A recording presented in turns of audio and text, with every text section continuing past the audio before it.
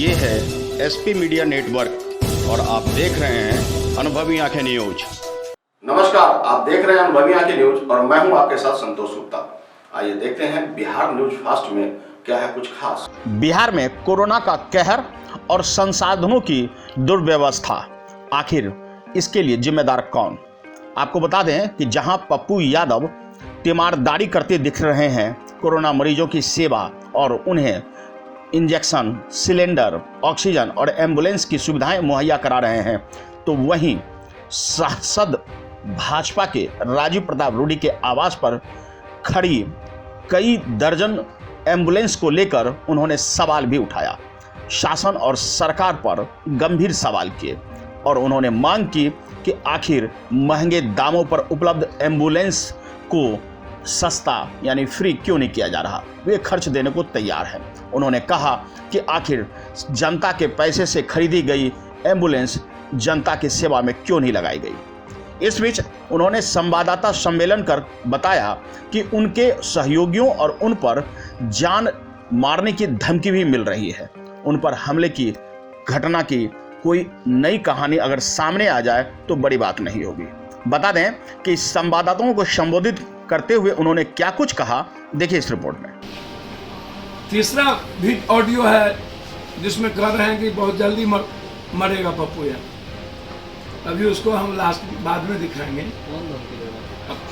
रूडी जी खुद उनका आवाज ये अभी नहीं दिखाएंगे, ये आपको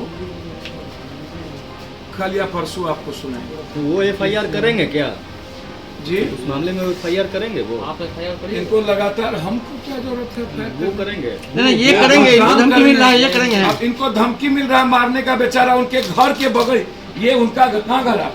मैं पट्टी करूँगा, उनका घर के दोनों का दीवार सटा हुआ है। दोनों का दीवार सटा हुआ। बताइए। दोनों आदमी का घर, इनका घर बाएं साइड में, इनका दाएं साइड में, बस एक रोड जो गांवी रोड होता है उसका अंतर है।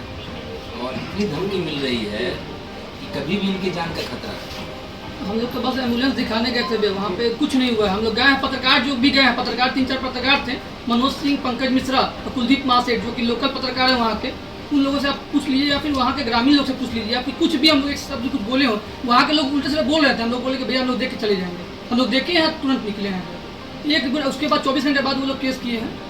24 घंटे के बाद केस 24 घंटे के बाद होगा।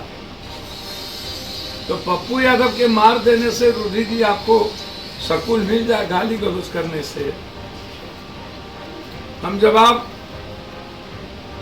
कोरोना में हम लोगों की बात करें कि हम रूडी जी का जवाब देते हैं।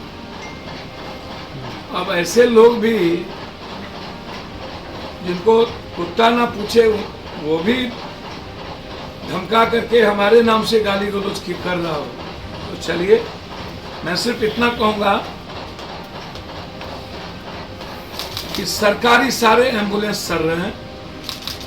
सरकार अविलंब 72 घंटे के अंदर एम्बुलेंस के चलते जो मौत हुई उस पर केस करे, एम्बुलेंस को सड़कों पर लाए। और एम्बुलेंस की माफियागिरी अभी भी बंद नहीं हुई है। पटना में और जगहों पर 30,000 40,000 रुपया ले रहे हैं। सारा ऑडियो आ चुका है मेरे, वो भी मैं आपको कल सुनाऊंगा। जहां भी भाड़ा लिया जा रहा है 20,000 24,000 का ऑडियो ले आ गया, वीडियो भी आ गया। मैं सिर्फ इतना कहूंगा, ना तो रूडी जी पर एस्कील के पैसे अपने आदमी को दे करके अपने जमीन पर घर बनाने का एफआईआर लॉज हो, और एस्कील का पैसा जिनको नहीं दिया और अभी तक वो जमीन पर घर बना दिया उस पर भी एफआईआर लॉज, इंक्वायरी हो। पंकज पाल के बाद फिर इनके पास कैसे गया उनकी इंक्वायरी हो। इनके घर के आगे में बालू ढोया जा रहा है उनकी इंक्वायरी हो। तो पप्पू यादव के मार देने से रूडी जी आपको सकून मिल जाए गाली गलौज करने से। हम जब आप कोरोना में हम लोगों की बात करें कि हम रूडी जी का जवाब देते हैं। अब ऐसे लोग भी जिनको कुत्ता ना पूछे वो भी धमका करके हमारे नाम से गाली गलौज कर रहा हो, तो चलिए मैं सिर्फ इतना कहूंगा कि सरकारी सारे एम्बुलेंस चल रहे हैं। सरकार अविलंब 72 घंटे के अंदर एम्बुलेंस के चलते जो मौत हुई उस पर केस करे, एम्बुलेंस को सड़कों पर लाए। और एम्बुलेंस की माफियागिरी अभी भी बंद नहीं हुई है। पटना में और जगहों पर 30,000 40,000 रुपया ले रहे हैं। सारा ऑडियो आ चुका है मेरे, वो भी मैं आपको कल सुनाऊंगा। जहां भी भाड़ा लिया जा रहा है 20,000 24,000 का ऑडियो ले आ गया, वीडियो भी आ गया।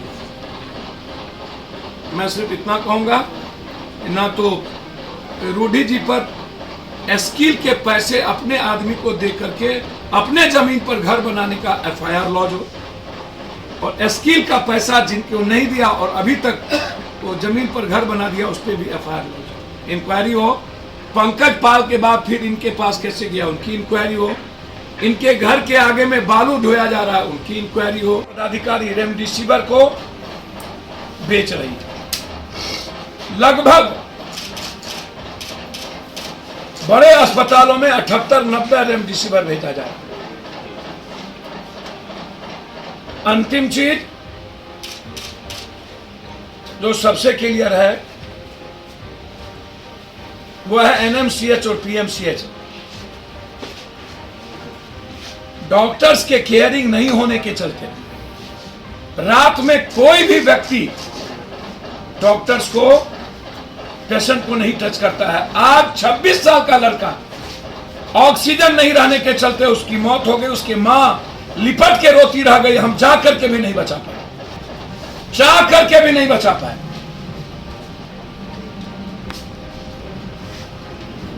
सातवीं चीज मैं जानना चाहूंगा, 2002 में रूडी साहब का सारा एम्बुलेंस DM पंकज पाल ने उठा के ले गए थे, क्योंकि रूडी साहब के एम्बुलेंस के बारे में पाल साहब ने साफ लिखा है। आज अखबारों में कई सोशल मीडिया पर लिखित क्लियर है कि उन्होंने कहा था कि एम्बुलेंस निजी कामों में लगाए जाते हैं और ये ऑथोरिटी नहीं है, इसलिए उन्होंने लगा ली।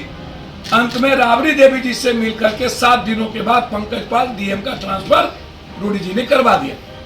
हम उसकी भी जांच चाहते कि क्या सांठगांठ।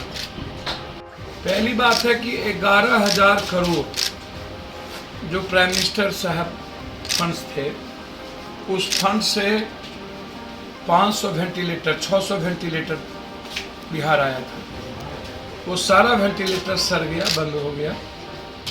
दरभंगा का वेंटिलेटर रूम टेक्नीशियन के अभाव में और बिजली लगाने के अभाव में बंद हो गया।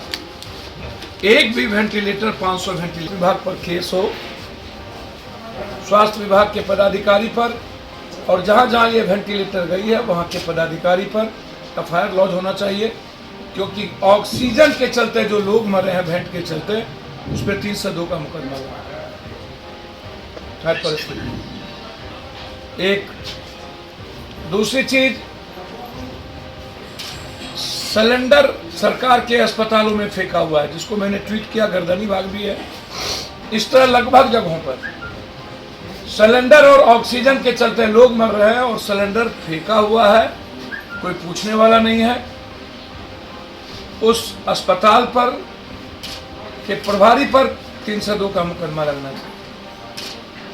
तीसरी चीज, दरभंगा DMCH या बक्सर, लगभग जगहों पर सरकारी अस्पतालों में एम्बुलेंस जो खरीद के दिए थे लोग, वो आपको आश्चर्य होगा, पदाधिकारी या सरकार के जनता के पैसे या MP लैट्स 32 लाख का एक एम्बुलेंस जस का तस फेंका हुआ। तीसरी चीज,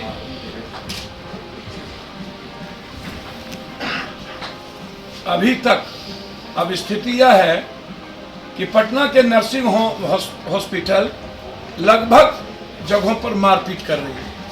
आज भी प्राइवेट नर्सिंग होम अटेंडेंट को मारा।